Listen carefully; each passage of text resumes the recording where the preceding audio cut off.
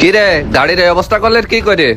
ও ভাই, ওই এক মাছের পিকআপ সারা রাস্তা আমার সাথে পাল্লা দিচ্ছিল। কারণ ছোট গাড়ি তো, আমি যে জ্যামে এসে দাঁড়াইছি, পিছন দিয়ে কি দিকে করেছে তা জানি না, জ্যাম ছাড়া এসে গাড়ি সাইড করে দেখি পিছন থেকে এক খাপলা উঠে গেছে। যত্ন মারাবা না তো একটু, বাবার তো গাড়ি তো, এ যদি নিজের হইতো তাহলে আর এরকম চালানো লাগতো না। পরের গাড়ি তো যেমনি সেমনি চালালেই হচ্ছে। কি করছেন ভাই কন্দিনী? আপনার গাড়ি আমি যত্ন করি না, আপনার গাড়ি তো আমি যত্ন করি নি। আর এইটা তো ভাই জ্যামের ভিতরে গড়ে গেছে, আমি তো বুঝতে পারিনি। আর বুঝতে পারলি আর বসবো কি করে কন? এই গাড়ি কি আর জ্যামে দাঁড়া করাই থুয়ে পিছনে এসে দাঁড়ায় থাকা সম্ভব? শোন, এ যদি নিজের গাড়ি মনে করে চালাতিস না, তাই এত বড় ক্ষতি করতিস না তুই। কথা সেটা না, 3টে টিপ ধরা আছে। আজকে ঢাকায় যাবি, আবার আজকে ব্যাক করবি।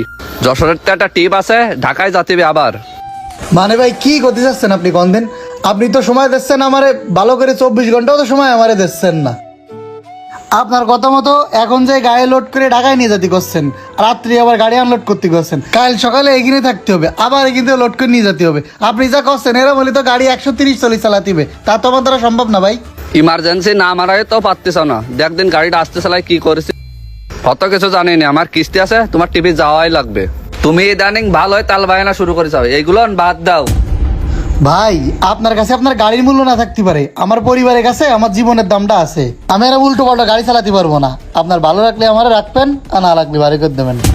আমি তো তোর কাছে এই কথাটা শুনতে চাচ্ছিলাম। তো যদি ভালো না লাগে তা তুই বাইরো, আমার সামনে আর যেন কোনো সময় আসবি না। ভাই তাহলে এই টাকা পয়সার হিসাব নিকেশ? কিসের টাকা পয়সা? এই যে গাড়িটা তুই কত বড় একটা ক্ষতি করেছিস, এর ক্ষতি বুঝতে পারছিস কত টাকা লাগবে? তুই আবার কিসের টাকা যাচ্ছে রে? তুই সর আমার সামনে। ভাই এটা তো ইচ্ছাকৃত করা না, এটা একটা অ্যাক্সিডেন্ট ঘটে গেছে, আমি তো আপনার সবই বললাম। আমি কোনো টাকা পয়সা দিতে পারবো না, তুই যা, সর আমার সামনে, সর। ঠিক আছে ভাই, বেইনসাফি করলেন, টাকা দেওয়া লাগবে না। সামান্য 2-10 হাজার টাকা যদি আপনি বড় লোক হয়ে যান তা যান, আরো গাড়ি 5টা কেনেন, দোয়া করি। কি রে, তোরা আইছিস? হ্যাঁ ভাই আইছি। ও ভাই আপনার সে গাড়ি কোনে রাখিছেন? গাড়ি তো ওই পাশে রয়েছে।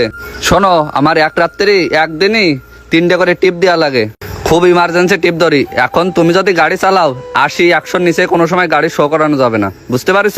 ও ভাই গাড়ির জগতে আমার নাম কাম শোনেননি? এই টার্মিনালে যত ড্রাইভার হেল্পার রয়েছে আমার উপরে কেউ নেই, আপনি কোনো টেনশন করেন না। গাড়ির স্পিড 100 থেকে 120 চলবে ভাই।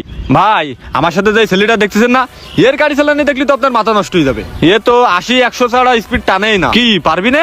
আরে কি কোন উস্তাদ, আমি তো এরকম লোকে খুঁজতেছি। এ নাও চাবি, যাও শুরু করে দাও। ঠিক আছে ভাই, ওই কথা কি কওয়া লাগে? আজকে থেকে গাড়ি কোপের পরে চলবে। এ চল। আচ্ছা যাও। গাড়িটা নিয়ে এখনই বেরোনো লাগবে। আরে উস্তাদ আজকে থেকে বেশি গাড়ি চালাবে কেডা? এ তোরে এই কথা কি কওয়া লাগে? তুই জানিস না আমি খাই শুয়ে থাকবো আর তুই গাড়ি চালাবি? হ্যাঁ ঠিক আছে উস্তাদ। নতুন টায়ার পাল্টাতে করছে।